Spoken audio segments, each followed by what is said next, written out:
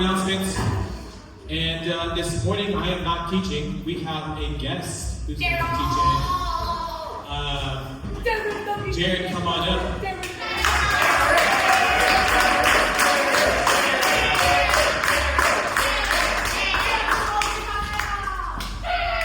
Sweet. We've been going through our series in Matthew, and he's going to be covering Matthew 3. This is his second time teaching for us. And so if you guys would, you know what, go ahead and give him a round of applause again.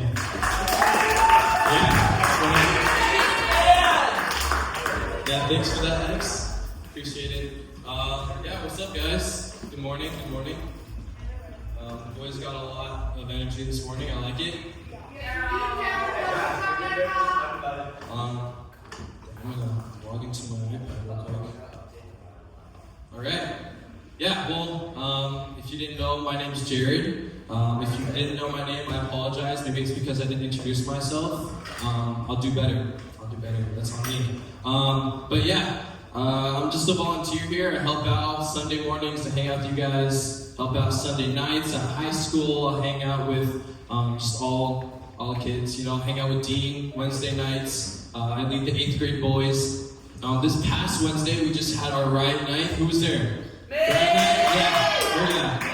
had a Among Us themed riot night, so it was super fun. We played, games and did tasks and found out Dean was the imposter. Yeah, Dean was the imposter. So was my sister. It was crazy. I found out. Broke my heart, but it's okay. It's okay. It was super fun. We had a lot of new people that showed up. We have our leadership team in high school. They came to help out, hang out and stuff. And then also, which was super sweet, we had the 5th graders join us. So that was super cool. They were the incoming 6th graders, so if you didn't get to meet them, you'll meet them, well, maybe not the 8th graders. But you'll meet them. You'll meet them soon enough. They'll be around here hanging out, taking over the church eventually. I'm super excited. This is my second time back, or second time here, so I'm glad to be back. Just super pumped to dive into the word with you guys. Unfortunately though, I am leaving, as some of you guys may know. I'm leaving in September. I know, I'm going away. Wow. I'm leaving to go to this discipleship program. It's super sweet. It's a great opportunity. I'll be, if you guys went to summer camp with us last year, I'm basically going to be living in the mountains where we were over there. It's this program where I'll be, living with 40 to 50 other people. I'll be doing, service trips, evangelism trips. I'll be doing missionary trips. Just, if you don't know what evangelism is, it's basically where I get to talk to people about Jesus. So that's pretty cool. But it's going to be a sweet opportunity. I'm going to be doing a lot, learning a lot, but also, just disciplining myself. I'm not going to have my phone a lot. So, for those of you that are glued to your screens, I'm not going to be for 9 months. Can you imagine that? Yeah, I know. I talk about that just because I realize as I'm leaving, I only have a select amount of time left. I'm leaving, in a couple of months, and realizing that I'm leaving in a couple of months, there's only so much that I can do with that time. I have my family in here. There's only so much time I can spend with my family. I got friends that I like to hang out here. Hanging out with you guys, I like, serving the ministry, hanging out with goofballs, like England. Like Jack. Love Jack. I'm glad you're here, Jack. Super glad. But, it makes me realize that, we all have something that we like to prepare ourselves for. There's always something in our lives that, you realize that there's a time ticking down to something. Whether it be, you got a test coming up, you only got a week left to prepare and study for a test, or, you have a tournament that's coming up and you want to practice and prepare so that, the people that you're playing against, you're prepared for. And so that's kind of what we're going to be talking about today. Realizing that there's things in our lives that we don't have a lot of time for, but, that we want to be prepared for, just like my program. I don't want to be caught off guard to something that, is coming and not be prepared. So, that's a little bit of the tone that we're going to be talking about. We're talking about Matthew 3. Daniel talked about Matthew 2 last week, about the Magi. Did I say that right? Talking about baby Jesus. They brought him gifts. That was super sweet. He did a great job. But I got a question for you guys just before we start. name, grade, and if you had to wear the same outfit every single day, what would it be and why? Talk your tables for a little bit.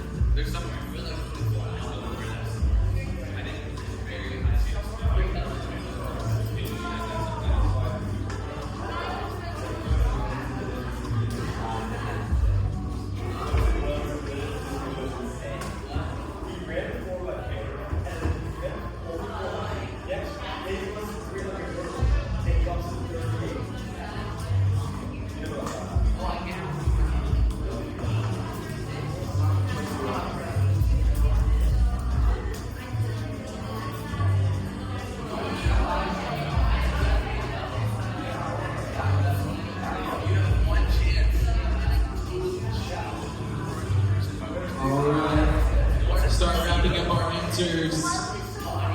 I am curious though. Anybody have like a fun outfit that's like, you know, maybe not something that they wear every day, but like they'd want to wear every day? Daniel, it looks like you had a great answer. Was it? No. It's crazy. Wow.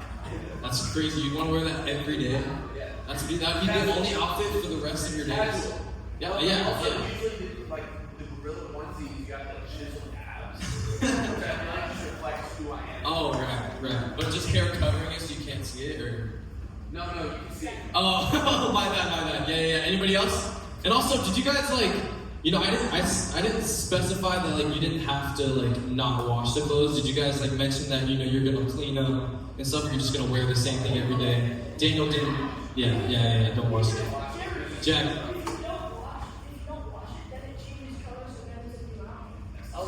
You gotta. Wait. Okay. All right. Well. Okay, that's fun. I say that just because honestly, I don't even know. I didn't really think about what I would want to wear. The ladies' table over here said that they asked me what mine would be, and I just said my hoodie and sweats and my Ugg slippers. So I'm not wearing any of that today, of course, but But yeah, we're reading Matthew 3 today. We're talking about John the Baptist. We're gonna read and get to know him a little bit, but if you guys would bow your heads with me, and we're gonna pray just before. If you guys would assume the prayer position. Dear Heavenly Father, God, I just thank you for this morning. I thank you for just great weather and breath in my lungs. God, would you just speak to me and just speak through me just as I proclaim your word and just we read your scripture together. God, would you just enter our hearts and soften us and just have a great rest of our day, God, and just have wonderful conversations and just get to know more about you and know more about each other, and then just spend time with our mothers after. So we love you, Jesus, and it's in your name we pray. Amen. All right. We're going to do a little bit of a different sermon. I just want to make sure everybody has a Bible with them, if that's okay. Yeah, make sure everybody has a Bible. I'm going to be reading NIV if you're using your phone. But we're basically going to be reading together. So I just want to make sure everybody can follow along. It's not going to be on the screen. So, yeah. Cool. Just thumbs up when everybody's there. Matthew 3. Cool.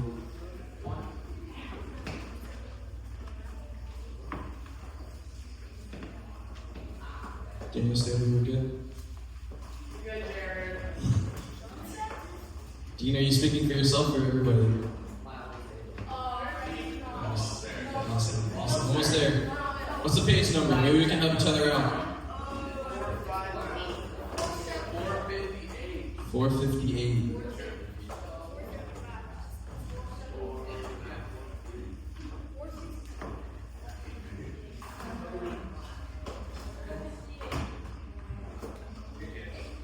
All right, awesome. So yeah, we're reading Matthew 3. It says John the Baptist prepares the way. Just a little bit of context. This is 25 years-ish after what we just read last week. So we just lived a week, but we're reading 25 years after. So just keep that in mind, okay, when we're reading. But it says in verse 1, in those days John the Baptist came preaching in the wilderness of Judea and saying, repent, for the kingdom of heaven has come near. We're going to pause right there. When I was reading about, who John the Baptist was, what his deal is, what he does on a daily basis, kind of, the two main points that John likes to go preaching. And so he'll go into the towns or just walking along the streets. It's from town to town, city to city. But his two main points are repent, and I'd like to just define repentance just for, my sake. We have a definition on the screen. This is just straight from Google. So it says, repentance is the sincere, heartfelt regret for past wrongdoing, combined with a firm, active resolution to change behavior and turn away from sin. Okay, now my translation, because I love to, make it into my own words, of course. But things that I like to remember that repentance is about. It involves your heart, it involves emotions, and it involves your patterns from day-to-day life. So repentance, I like to think of is, I'm kind of a visual guy, so if you're imagining yourself walking because you're hungry. You're walking to the gas station, right? You're like, oh, I'm gonna get this bag of chips. I'm so hungry. I could go for a good bag of chips right now. Let's go with hot Cheetos. Hot Cheetos is a crowd favorite, right? So you're walking to the gas station and you want you want hot Cheetos, right? But then you realize, hot Cheetos aren't actually good for me. They're not what I want for my life truly. I want, to eat something that's going to satisfy me and also, make me a little more healthy, that's going to do me better in the long run, right? And so you're walking to the gas station, you're like, I'm gonna get this bag of chips, but wait, I don't really want that.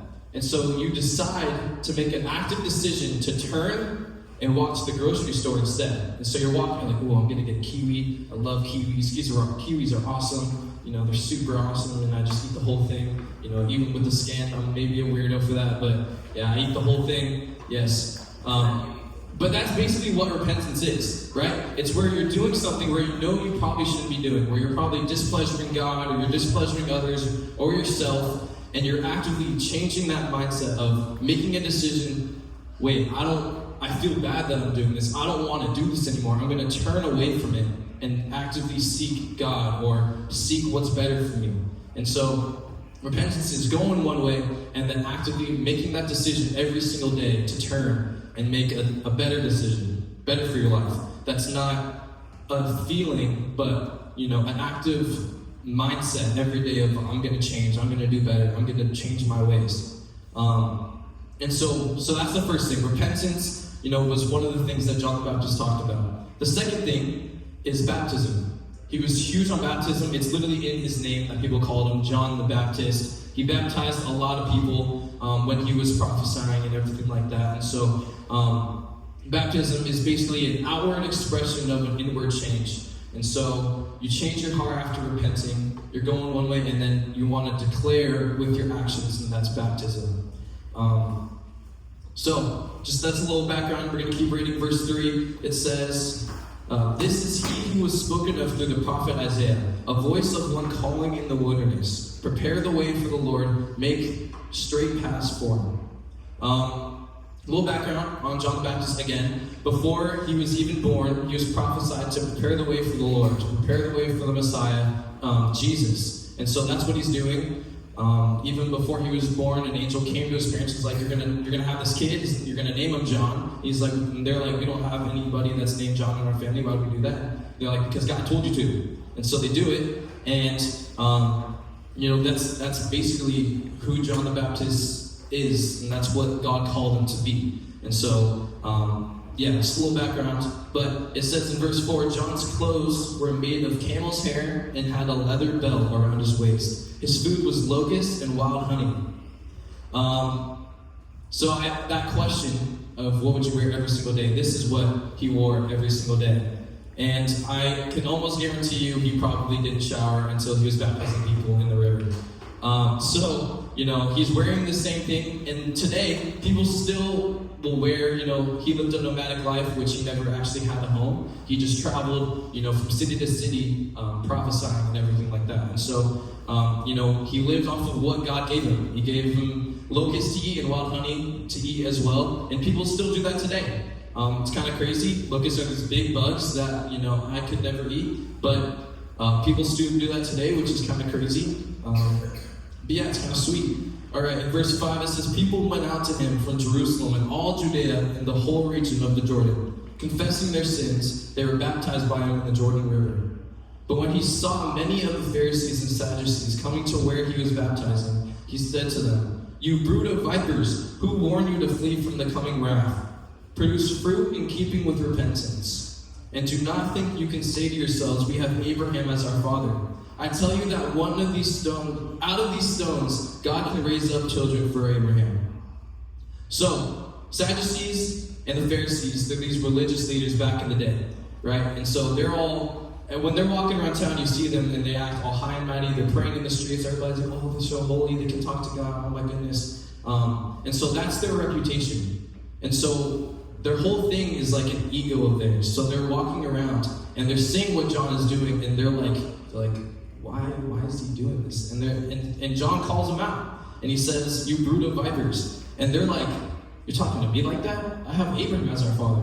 And John the Baptist is like, you don't do anything on the inside of your heart. You just show everybody that you're just this, perfect person, and you're full of God's word and everything like that. And so John is saying that you produce fruits by doing your works. And in I don't have it on the screen, but it says in James 2:17, it says, faith without works is dead. And so if you have these works that you're doing, but you're not actively producing fruit is like the good in your life, the good character that you have. Okay? And so John calls them out, and he's like, you guys are showing that you're this good person, but on the inside you have this dirty cup. Your heart isn't pure.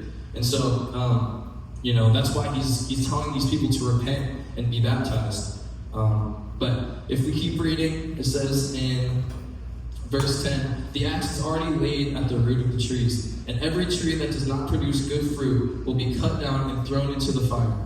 I baptize you with water for repentance, but after me comes one who is more powerful than I, whose sandals I am not worthy to carry. He will baptize you with the Holy Spirit and fire. His winnowing fork is in his hand, and he will clear his threshing floor, gathering his wheat into the barn and burning up the chaff with unquenchable fire. So this is exactly the kind of thing that when I was talking about we all have something that we're preparing for. John in that time period is preparing people for the way of the Lord, for Jesus and his ministry. So he's preparing the way for Jesus to start his ministry. And so he's telling people that, all that believe in him will have eternal life, and that will not be burning in unquestionable fire. But he says that, all that choose their own way, choose that, no, I'm going to take these hot Cheetos instead of, the kiwi, that, it's not going to turn out in their favor. But it says, this is where we get to talk about Jesus and his baptism. It says in verse 13, then Jesus came from Galilee to the Jordan to be baptized by John. But John tried to deter him, saying, I need to be baptized by you, and you come to me? Jesus replied, let it be so now. It is proper for us to do this to fulfill all righteousness. Then John consented. I think it's super cool because, John just sees Jesus and already knows who he is and already knows, what he's going to do and the power that he holds. And so he looks at Jesus and he's like, you want me to baptize you? Like aren't you like the Holy Son of God? Like, shouldn't you be baptizing me? Like, I don't think that this is like, this is supposed to be happening. Like, Jesus, like, what is going on here? Like I don't think I hold that power. Like, he said that before, like, he's not even worthy to hold his sandals on his feet. And so, he's like, but you want me to baptize you? Like, that's crazy. But Jesus repeats to him and he says, let it be so now. It is proper for us to do this to fulfill all righteousness. Jesus lives a perfect and righteous life, and he showed us how to do that until death.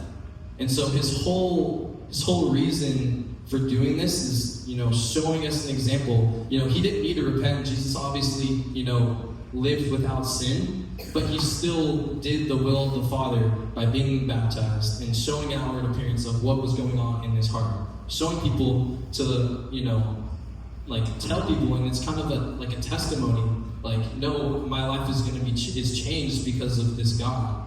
And so, I think that's super cool that, he's like, no, I want you to baptize me. And so, it says, if we keep reading, as soon as Jesus was baptized, he went out of the water, and at that moment, heaven was opened, and he saw the Spirit of God descending like a dove and alighting on him. And a voice from heaven said, this is my Son, whom I love. With him I am well pleased. It's super cool. I was just reading up on, I have a study Bible that's, full of nuggets of knowledge. It's super cool. But when I was reading that, it brought me to just a lot of prophesied, words in the Old Testament that brings us into the New Testament. And it talks about, in Isaiah 42, it says the prophecy of the serpent. And when you look back and you're reading that, it's like, okay, maybe he's talking about, like Isaiah's talking about himself or something, or he's talking about somebody else. But when you think about the life of Jesus, he came as a servant, humbly, ready to do the will of the Father, ready to do whatever he is to be called for. And so, I don't have this on the screen because I wasn't going to read it, but I just want to read a little snippet of just like, the craziness that happens in this Bible, that everything leads to Jesus. If you're reading somewhere in the Bible, it leads to Jesus and what he's done.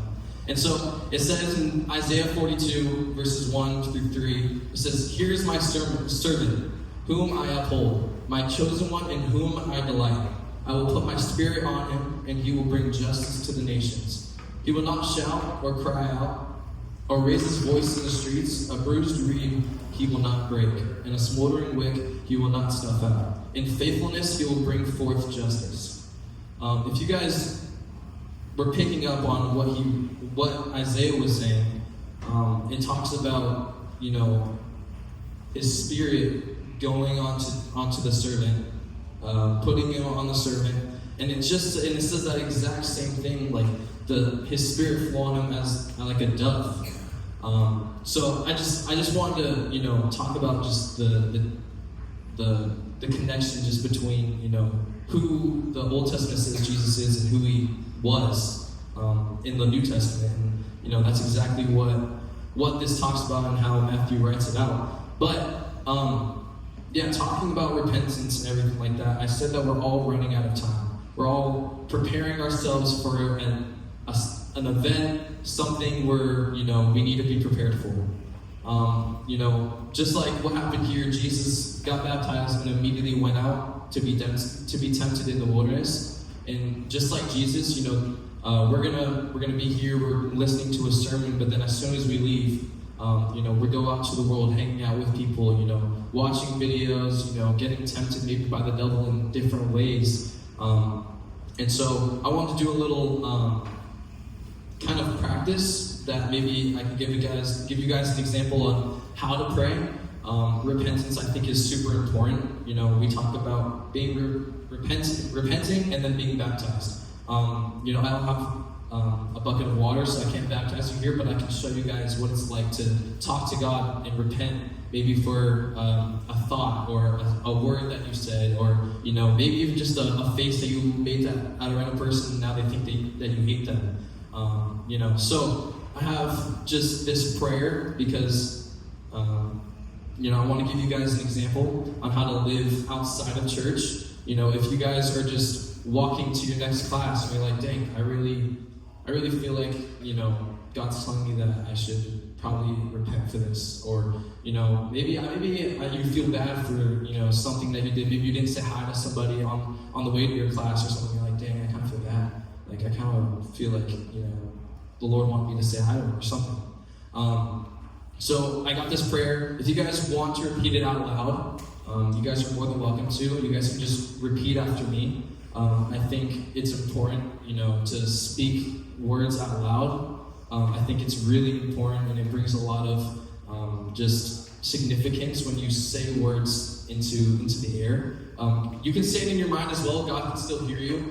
It's still between you and God, but it says in Romans 10:9 that if you declare with your mouth out loud that Jesus is Lord and believe in your heart that God raised him up from the dead, you will be saved. This isn't exactly talking about repentance, but if you feel that it's important to your heart and you feel that, you believe this truly, whatever it is, you guys want to pray for, I just challenge you guys to say it out loud. Don't listen to the person next to you. It's not about listening, to each other, but just a conversation with God. We'll have that time at the end to talk about tables. But if you guys would bow your heads with me and just repeat this prayer. Heavenly Father, I come to you humbly as a child of yours, knowing that I'm not perfect. Knowing that there are times where I stumble and sin against or ignore you. Lord, I'm sorry for the things that I've done to hurt you or hurt others. Jesus, you are the Redeemer, and so I thank you for loving me and giving me a chance after chances. I ask not only for forgiveness, God, but that you may give me the strength to turn away and change my heart and lead me to where you want me to be.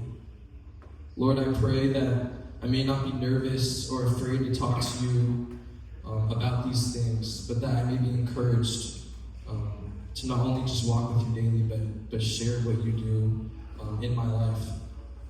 So we pray this all in the name of the one who gives us peace, who saved us from our own transgressions. Amen. That's just a little simple prayer. You can pray in multiple ways. It doesn't have to be looking like this.